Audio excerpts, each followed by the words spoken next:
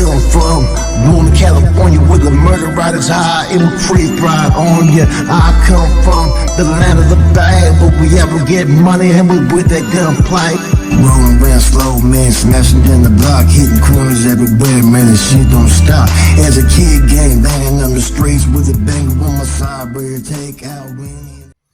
What's good with YouTube? You already know Big Flocko with a convict's perspective, and I'm smashing, dashing, sliding on through with a little bit of energy. Please hit the like, subscribe, comment, do all those things to help support this channel, and hit that bell notification for future fire content. As you can tell by the title and thumbnail, we're gonna get straight to it, man. There was a time out there in the East Bay, right, when I wasn't, necessarily going against any of the active homeboys, right? But I was out there and I was making noise, and to a lot of big homies, it kind of rubbed a few homeboys out there wrong, man, and they weren't liking it too much. I was making money, I was still hustling, I was doing what I was doing, when I was living out there in Pleasanton for a minute. Then I was living out there in Antioch and Pittsburgh, and I'd be running around areas like Fremont, Hayward, Oakland. You find me at the gambling shack out there in San Leandro or Oakland, or on B Street right there by the Safeway. I'm saying, the little internet cafes, or I'd just be out there in traffic, man. And everybody knew that. I'm saying? There'd been some incidents out there on the streets where, you know, uh, people wanted it, they got it. You know what I'm saying? And I was going out there pretty hard, man. Pretty hard, man. That there was talks in the county jail amongst a lot of these neighborhoods out there that they felt that I had to go. You know what I'm saying? They even tried to bring a couple people back, saying that part of their cleanup was to try to take me out when I was out there in the East Bay, because I didn't hide who I was. You know what I'm saying? Nor my past. And I was out there on Front Street, and a lot of motherfuckers were fucking with me, man. Homeboys, chicks, female, a lot of females, for as a matter of fact. You know what I mean? And I was definitely out there. I was with the business. I'll tell you that right now. I wasn't playing around with people, and people knew that. I could sit there and just pretty much expose a whole lot of people real quick. Made them look like they was on winning status. But I still had the principles of how homeboys are supposed to act, and that's the thing about me is I didn't forget my schooling and my teaching, and I never misled anybody, like as far as speaking bad about the gente or the homeboys or whatnot. And I was just pretty much a one man wrecking show. There were some times homeboys fucked with me, and everybody knew that if you're gonna come at me, you better pack your lunch. You know what I'm saying? That certain neighborhoods, man, like in Hayward and Dakota and Livermore, they were discussing it, and that the big homies were getting at some of those homeboys. Like, hey, why don't you guys clean up your fucking backyard? And every time they tried to send somebody at me, the funny thing is, I was told fucking ahead of time, right? One time there was Mars from DGF and Looney from LVM, right? They were supposed to try. They were looking for me, and I'm right out there on Front Street. Everybody knows where I'm at, and I go to the same areas a lot of these cats be, and I've ran into cats in traffic out there numerous times. And the funny thing is, every time I would get word that they were looking for me. You know what I'm saying? Then you had Little Ricky from Dakota, right? So you also had, like I said, Rick Duran, Little Rick, then Oso, right, from Newark, excuse me. They were supposed to be looking for me too one time. And every time they got back to me, and that case was because I slapped the shit out of their homeboy. You know what I'm saying? Made him look like a fucking peon and shit. And so every time though, man, like these dudes, the funny thing is some of these dudes aren't even active or even in good standings no more. But back then, they had a plan to try to take me out, and they went to to every level to try to pretend like they were looking for me. But in all actuality, it was just a lot of talk, a lot of tweaker talk. You know what I'm saying? Now, anybody from the East Bay knows the names I mentioned. Those are just a couple names. I'll start mentioning more, right? Mars from DGF, fucking Looney LVM, fucking Little Rick from Dakota, fucking also from Newark, and went on and on and on, man. There was a few people, right, that were always you know what I'm saying, talking about me. I was like the talk of you know what I'm saying, out there in the streets. You know what I'm saying? And I remember even DT, right? DT was he's the one that killed Looney. He killed Skinny's brother, right? Even DT told me that they had fucking offered him basically get backs to come back because he was running around with Lil Joe and them in Hayward when they had that against the grain thing out there in Hayward. That his get backs would be to take me out. So on a lot of people's fucking wish list, man, you know what I'm saying, at that time was me because I was out there on Front Street, man. I wasn't really tripping, you know. A couple times got borderline caught slipping, wrong time, wrong moment, just you know what I mean. But it wasn't no, it wasn't nothing really anything worrisome. You know what I mean? I think, in fact, I think they were more fucking worried that they was in my presence than they were that they had caught me slipping. You know, and it got to the point though, right, that I would get this information a lot of times from active homeboys that knew me that I had done right, that were like I was close with. You know what I'm saying? And then, me, I was so off the hook, man, that I would find out who these dudes were, and then the whole fucking get down and spill that I found out, I wouldn't tell them where the information came from. I'd write these motherfuckers a spill, talking about, man, you guys have a breach of security, man. Why are you even involving yourself in an NF business or NF affairs? I'll tell them. You know what I'm saying? Because the NF way isn't for some fucking northerner or Norteno or to fucking run his fucking mouth, and then fucking it gets into the fucking information gets into the fucking hands of fucking these people on the streets who aren't even fucking Nortenos who fucking turn around and tell me or whatnot, man. I was always two steps ahead, you know? And I came in contact with a lot of homeboys back then, man, that were active. A lot of them ain't active no more, man. But there's a lot of people that know my story to be true. There was a lot of dudes that were fucking with me out there, man. That's why I know a lot of people, you know? And it was just because I was the same person that you see on YouTube, except for just I was more with the festivities, if you put it that way, you know. And that's the thing you got to always recognize, man. You know, when someone isn't really worried about the politics or doesn't fall under vendetta and they're still a man and they got something to prove against anybody who thinks they can badmouth, that's a dangerous motherfucker out there on the streets. I'll tell you that right now.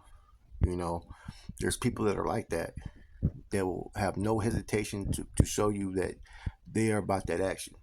You know what I'm saying? And, it's unfortunate that I was out there during a time era and I wasn't doing anything towards any active homeboys. I already said I ain't got nothing against the homeboys, but if you want to make my business your business, then you better bring it. And there was no cowardice bone in my body at that time. I was kind of on that FTW kind of trip. I wasn't really tripping. Therefore, man, I was out there on front streets. I was out there getting my grind on. I was knocking beezies out there in the streets, and a lot of people hated on that. Because just because you're no longer falling under no active policy procedure doesn't mean that you forget how to run game, how to run security, how to do all that shit. I didn't forget none of that shit. You know what I'm saying? I could set up shop anywhere I'm at. And I was able to do that many times. And a lot of people were hating on that, because I was out there getting it. I was out there doing my thing back then. Um, I've had a couple of people question it at first who've turned around. Actually, on this page, there's people that tap in, right? That can actually sit there and say, man, I didn't know that you fucked around with my family member. They told me about you. I'm not going to put nobody out there on blast because, that's not my style. Like, even those active homeboys I used to fuck with, I would never put them in a position that would jeopardize their freedom. And I never misled any one of them, you know.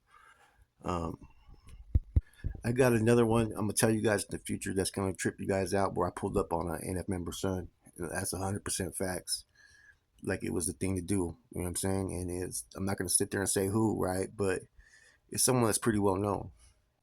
We'll get to that story though. But yeah, man, numerous situations and occasions happened out there in the streets, man. Like I said, probably from around 2009 to like 2015, 16, I was out there running around the East Bay areas for a minute. You know, I've had a couple situations. I did a video before. A couple times caught slipping. Um, but nothing that was abnormal as far as getting caught slipping. Just part of the game from time to time, man. You know, I was usually always stay ready, so I didn't have to get ready. And I would always see things like beforehand, so I could catch any little fucking tactic. You know what I'm saying? I mean, back in the days, there was some things where fucking them them toys were fucking played with right there, fucking by the motels right there in San Leandro, alongside the freeway and shit. When someone tried to set me up and shit, their toy was smaller. Mine was fucking a whole lot bigger. You know what I mean? But that's just how it is sometimes, man. And people forget that just because you know, a person is labeled a title, right? This is what they're titled as, and that's what people think that the rest of the people are associated to have this title act like this, or that they forget their training, or that all of a sudden they're gonna duck and be some coward. That's not the case because there's a lot of different situations why people do what they do. And a lot of times it isn't behind fucking kitchen time or being a coward or anything like that. Sometimes there's some personal shit that happens, man. There was rumors of that my house was a house for a bunch of dropouts or degenerates, right? And that I had all kinds of straps, all kinds of this and that, right? Truth behold, man, I think at that time I had one active living with me. There'd be more actors at my house than any dropout or degenerates, believe it or not. But some of the rumors that people come up with, and there'd be females that come through and say, man, yeah, these dudes were, to saying this and that about you. And I would just fucking laugh, man. You know what I'm saying? Like, they were that worried, doing all this talking with females, yet next thing you know, their bras were chilling with me or posted back with me at the time, you know what I mean? And, I never did anybody wrong. Let's get that straight. You know what I'm saying?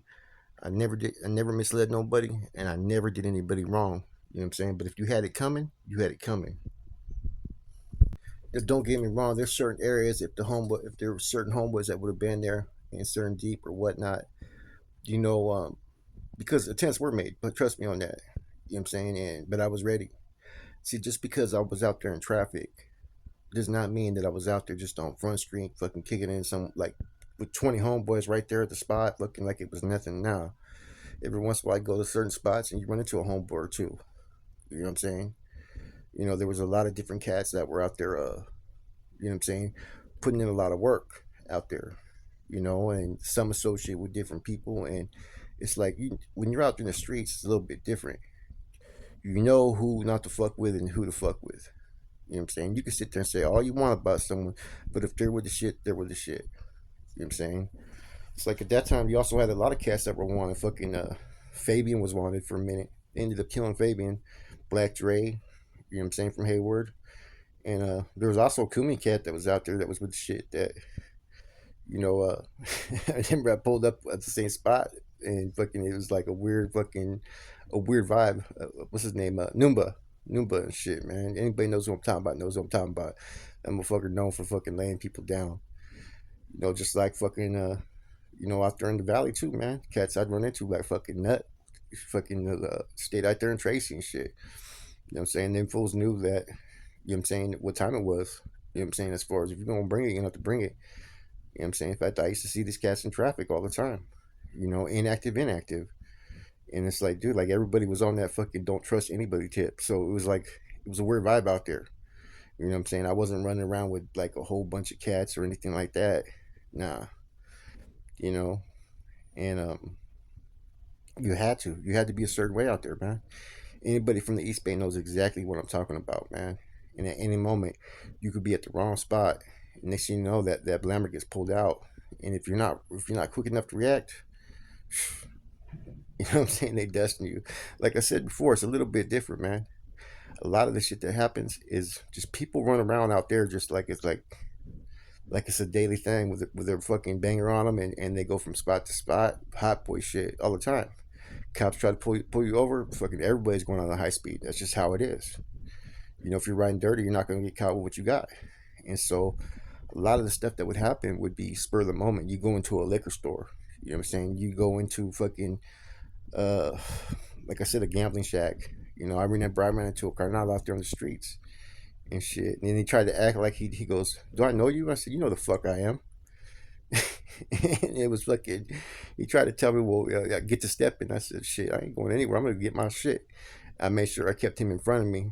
And that was Gonzo from Livermore. Me and Gonzo knew each other for years back and shit. And this is when he was extremely active out there in the streets, and he was looking for me. And he ran into me. We were at the liquor store, and I seen him fucking months later and shit. And like I said, man, my name was all over the place out there for a minute, man. There was a time period where certain homeboys wanted to get certain tattoos and stuff, and they were said, "Hey, well, if you deal with this dude out there in the streets, man, you can have it sanctioned to have this tattoo and whatnot." This is when homeboys weren't supposed to get tattoos. We're talking like 2009 and 10, right? And it was just crazy how a lot of that shit got back to me, you know. And I mean, there was times where fucking the person didn't know, and there was an active cat, active cat in the room right next to me. I'm like, hold on, I ain't going out. I'm telling the homegirl, no, just kick my back. And it was fucking, it was a couple active dudes with the regiment at that time. You know what I'm saying? And like I said, man, it's just amazing how like, me and one of the homeboys talked about it later. He goes, man, how the fuck did you? He goes, I know all these people, man. They're like family. He goes, I know. You know what I'm saying? He goes, how were you able to operate like this? I go, hey, when you treat people right and you don't do people wrong, people are gonna be loyal to you. That's one thing. I go, I've never done anybody wrong on my end by my actions. You know what I'm saying? And I stand behind that. I told him. And there's a couple times where fucking, I mean, homeboy was at my house. I got arrested. They hit the house one time and fucking the door was left unlocked and shit. And they took me and I took the shit on everything. You know what I'm saying? So like a lot of stuff was going on around that time, and I think my ego was what was pretty much fueling me to do the things that I was doing. You know what I'm saying? And I was, like I said, I was going extra hard out there, man. And it was all senseless, man. It was senseless energy. I should have been channeling it into doing things that are more productive and positive, man. And it wasn't until, like I said, that really changed me and brought me away from all that was when my son got took by CPS. But up until then, I was going fucking full throttle. You know what I mean? There was a saying, red men go. Means I ain't gonna stop. We're going for a ride, you know what I mean? And yeah, man, it was crazy times, man. And I think back about a lot of stuff that was going on. I'm fortunate to still be here, man. Because like I said, man, there was people that were headhunted, man. They wanted your boy back then, man. And the funny thing is a lot of those dudes are no longer in good standings today. So think about that. You're asked to do something. You decide to catch up, gang of time, even a life sentence for someone who's no longer active, and yet you yourself end up going not active. Crazy, huh? All right. With that said, it's a little story time, a little war story, man, and I hope that you get the message what I'm trying to get at. At the end of the day, you know what I'm saying? Don't let the ego be the reason why, you know what I'm saying, you're out there thinking that you're better than the next man. Don't let your ego get in the way to where you don't secure yourself. It's better just to be yourself as a man as opposed to trying to prove yourself. Because look, if you look at the stories I just described, those guys were trying to prove themselves to people out there in the streets. Just like I was trying to prove myself to people on the streets of who I still was. And at the end of the day, it's not even worth it. Like I said, the things that are important are taking care of your family, being a father, being a husband, or being a boyfriend, whatever it may be. Just doing the next right thing. With that said, I'm gone. Come from Northern California where the murder rate is high, it will creep right on you. I come from the land of the bad, but we ever get money and we with that gunplay. I come from Northern California where the murder rate is high, it will creep right on you. I come from the land of the bad, but we ever get money and we with that gunplay. I come